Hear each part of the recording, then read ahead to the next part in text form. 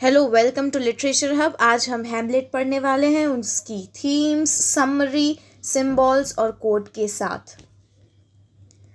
Hamlet Shakespeare की 4 famous tragedies में से एक है, जो है ओथेलो, किंग लियर, मैकबेथ और खुद हैमलेट। ये 4 सबसे फेमस ट्रेजेडीज है शेक्सपियर की, इसे याद रखना आप। अब समरी देख लेते हैं।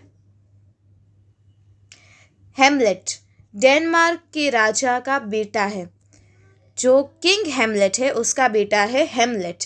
किंग हैमलेट की मृत्यु हो गई है अभी कुछ समय पहले ही, और उसकी जो पत्नी है जिसका नाम है गर्थरूड, कहाँ गई ये, ये रही गर्थरूड। इसने क्या किया है कि जो हैमलेट का चाचा है जिसका नाम है क्लॉडियस, इससे शादी कर ली है। क्या किया है, किंग हैमलेट की पत्नी जो थी उसने हैमलेट के चाचा जी यानी कि क्लॉडियस के साथ शादी कर ली है, और इससे हैमलेट बहुत ही ज़्यादा नाराज़ हो चुका है। अब हैमलेट को पहले ही सीन में क्या दिखता है, अपने पापा का यानी किंग हैमलेट का भूत दिखता है, और वो भूत उसे कहता है कि जो मेरी मौत हुई है उसके पीछे क्लॉडियस है। कौन है? क्लॉडियस है। क्लॉडियस ने ही पूरा षड्यंत्र रचा है मेरे मृत्यु के पीछे, और पूरी उसने स्टोरी बताई कि कैसे उसकी मौत हुई है क्लॉडियस के हाथों से। फिर हैमलेट क्या करता है, वो पहले तो समझ ही नहीं पाता कुछ, और उसे यकीन ही नहीं होता कि ऐसा हो गया है सच में, और इसमें उसकी माँ भी शामिल है। कुछ समय तक वो कुछ सोच ही नहीं पाता। फिर वो ऐसा नाटक करता है, ऐसा दिखाता है सबको वहाँ पे कोर्ट में, कैस्टल में, सब जगह के वो एक पागल है। लेकिन जो क्लॉडियस है वो बहुत ही ज़्यादा चालाक आदमी है। वो ऐसा उसको लगता है कि ये हैमलेट ज़रूर कुछ छुपा रहा है और इसे नाटक कर रहा है पागल होने का, और सच में ऐसा ही होता है। हैमलेट थोड़े वक्त के लिए सोचना चाहता था कि सच में क्या क्लॉडियस जो है वो ही है मेरे पापा के मौत के पीछे, और फिर अगर वो है तो मैं उससे बदला कैसे लूँ। ये सोचने के लिए उसे समय चाहिए था, इसलिए वो पागल होने का नाटक कर रहा था।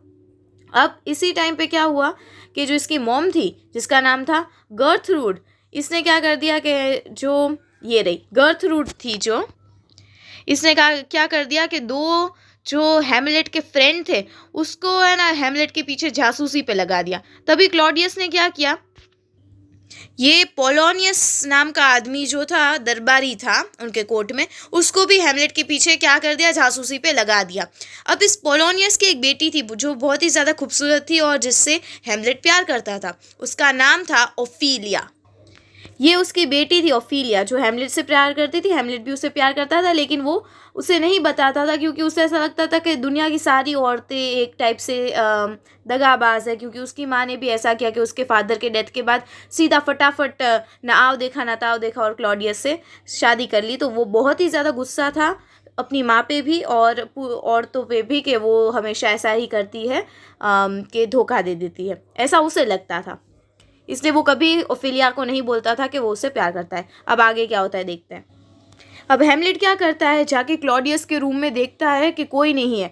ये मौका देख के वो एक डैगर यानी कि एक चाकू लेके उसके रूम में जाता है उसे मारने के लिए। लेकिन तभी क्या देखता है वो कि क्लॉडियस है जो वो प्रार्थना कर रहा है। तो उसे लगता है कि प्रार्थना करते टाइम अगर वो क्लॉडियस को मार डालेगा तो वो सीधा स्वर्ग पहुंच जाएगा, क्योंकि ऐसी मान्यता है कि जो प्रार्थना करते करते मर जाते हैं वो सीधा स्वर्ग में जाते। तो उसे ऐसा लगता है ये तो नर्क में जाने लायक भी नहीं है, इसे कहाँ से स्वर्ग में भेजा जाए। इसलिए वो वहाँ से उसके मर्डर का प्लान तभी के तभी ड्रॉप कर देता है और वहाँ से फटाफट चला जाता है। तभी उसकी माँ उसे अपने कमरे में बुलाती है। तो हैमलेट जाता है और उसकी माँ से कुछ कहा सुनी हो जाती है इसी बात पे कि क्यों इतनी जल्दी आपने दूसरी शादी कर ली, वो भी क्लॉडियस के साथ। इसमें गर्मा गर्मी हो जाती है और इसमें हैमलेट बहुत ज़्यादा गुस्सा हो जाता है, बहुत ज़्यादा एग्रेसिव हो जाता है। तो इसमें क्या था कि गर्थरूड ने तो दो हैमलेट के फ्रेंड को और पोलोनियस नाम के दरबारी को लगा रखा था पीछे जासूसी करने हैमलेट के। तो वो पोलोनियस नाम का आदमी जो था वो पर्दे के पीछे से ये सब देख रहा था, तो उसकी चीख निकल गई डर के मारे, क्योंकि एग्रेसिव हो रहा था हैमलेट ज़्यादा। तो क्या किया हैमलेट ने, उसको लगा कि ये जो पोलोनियस है, तब अंधेरे में उसे दिखाई नहीं दिया, तो उसे लगा कि ये क्लॉडियस है। तो उसने फटाफट से जो चाकू था इसको घोंप दिया और इसकी मृत्यु हो गई। अब ये पता चलता है ओफीलिया को, और ओफीलिया बहुत दुखी होती है इस बात से। ओफिलिया बहुत ज़्यादा दुखी हो जाती है इस बात से। तभी के तभी हेमलेट वहाँ से निकल जाता है। क्लॉडियस हेमलेट को सज़ा सुनाता है कि वो अपने 2 फ्रेंड्स के साथ चला जाए इंग्लैंड, ताकि क्या है कि उसको मृत्युदंड ना मिले, क्योंकि उसने एक दरबारी की हत्या कर दी थी।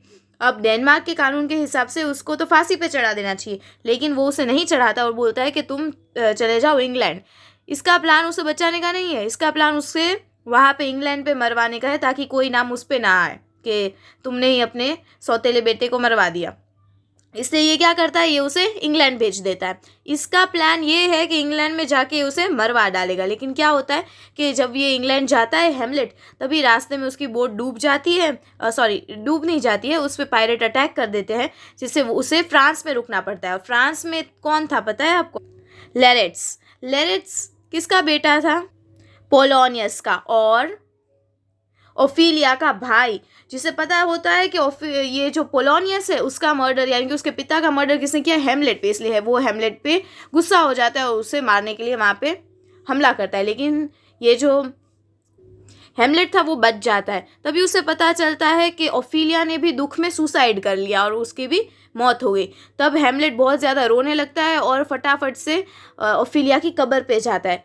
जब हेमलेट ओफिलिया की कब्र पे पहुँचता है, तभी वहाँ पे लेट्रस आ जाता है, उसे लड़ने लगता है। क्लॉडियस ये सब देख रहा होता है और वो बोलता है कि लेट्रस और हेमलेट के बीच में एक मुकाबला रखवाते हैं, जो जीतेगा वो विनर हो जाएगा, उसकी जान बच जाएगी। और ये दोनों लड़ते हैं। लेकिन ये चालाक क्लॉडियस क्या करता है कि लेट्रस की तलवार पे जहर लगा देता है, ताकि वो थोड़ी सी भी टच हो जाए अगर हेमलेट को, तो हेमलेट मर जाए। लेकिन क्या होता है, लड़ाई लड़ाई में भूल से दोनों की तलवार एक्सचेंज हो जाती है।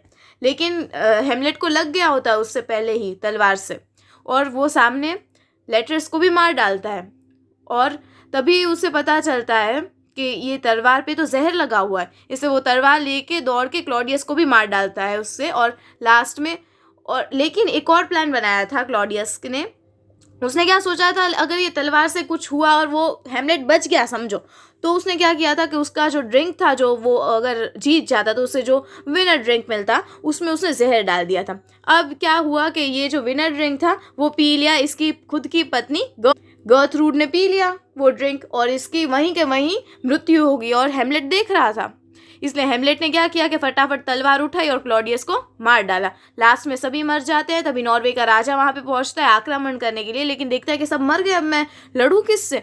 तब उसे एक होरेशियो नाम का आदमी, जो वहीं ये सब देख रहा था, वो बोलता है कि हेमलेट के पापा के साथ इस क्लॉडियस ने ऐसा किया, उसकी पत्नी के साथ शादी कर ली, फिर हेमलेट ने लड़ाई की और सब मर गए हैं। तब हेमलेट को एक नाइट, यानी कि एक तलवारबाज जो होता है, कह सकते हैं हम, एक सोल्जर की तरह मान सम्मान से दफनाया गया। और यहीं इस कहानी का एंड हो जाता है। अब हम कुछ थीम्स एंड सिंबल्स देख लेते हैं इसके, क्योंकि आपको आंसर में सिर्फ कहानी ही नहीं लिखनी, थीम, सिंबल, कोट सब लिखना पड़ता है। तो हम देखते हैं। थीम्स है डेथ। डेथ एक थीम है, क्योंकि जो इसके फादर की डेथ हुई थी, उसी की वजह से इतने सारे लोगों की डेथ हुई कहानी में। फिर रिवेंज था, रिवेंज की वजह से ये सब डेथ हुई, ये पूरी ट्रेजेडी हुई। करप्शन, इतना करप्शन था कि बोलो चाचा ने अपने ही, मतलब छोटे भाई ने अपने ही बड़े भाई को मरवा दिया राजनीति के चक्कर में। तो corruption. And appearance versus reality. Claudius जो दिखा रहा था कि वो हेमलेट की बहुत चिंता करता है, इसलिए वो उसे इंग्लैंड भेज रहा है, वो इनफैक्ट उसे मरवाना चाहता था। तो ये सब थीम्स है, 4 मेजर थीम्स है। थोड़ी माइनर भी होगी, लेकिन वो मैंने इंक्लूड नहीं किए क्योंकि वीडियो लंबा हो जाता उससे। फिर है सिम्बॉल्स। यॉरिक्स स्कल। स्कल लेके हमारे इंट्रो फोटो में भी था, हेमलेट स्कल लेके खड़ा हुआ है, वो एक सिंबल है डेथ का। सेकेंड है अनविडेड गार्डन्स। गार्डन बिल्कुल बंजर पड़े हुए, ऐसे दुखद जिंदगी दिखा रहे हैं, तो वो क्या है, सिंबल है दुख का। और ओफिलियास फ्लावर सिंबल है लव का। लेकिन क्या है कि हेमलेट उसे अस्वीकार कर देता है, क्योंकि उसे लगता है कि सारी लड़कियां जो होती है वो धोखेबाज होती है। अब हम कुछ फेमस कोट्स देख लेंगे जो आप एग्जाम में लिख सकते हैं। To thine own self be true, and it must follow as the night, the day, thou canst not then be false to any man. अगर आप सच हो तो दिन हो या रात हो, कोई भी आपको गलत साबित नहीं कर सकता। दूसरा, let me be cruel, not unnatural. I will speak daggers to her, but use none. हेमलेट क्या बोलता है कि मुझे क्रूअल रहने दो, मुझे अननेचुरल नहीं रहना, मुझे दिखावा नहीं करना, मुझे क्रूअल भले हो, मैं अपनी बातों से लोगों को मारूंगा लेकिन डैगर कभी यूज़ नहीं करूंगा। लेकिन उसने किया बाद में डैगर यूज़। अब हेमलेट क्या बोल रहा है? To die, to sleep, perchance, to dream, there's the rub, for in the sleep of death what dreams may come. तो हेमलेट यहाँ पे जब पागलपन का नाटक कर रहा था तभी वो ऐसी बहकी बहकी बातें कर रहा था। ये कोट बहुत ज़्यादा फेमस है, इसे आप लिख सकते हो। आपको इतना बड़ा याद ना रहे तो पहली 2 लाइन याद रखो या फिर लास्ट की 2 लाइन, जैसे कि मैं हमेशा कहती हूँ। बस अभी इतने ही है कोट्स। आप प्लीज़ जाने से पहले सब्सक्राइब कर दीजिएगा। It really boost our motivation to make such video. Thank you so much.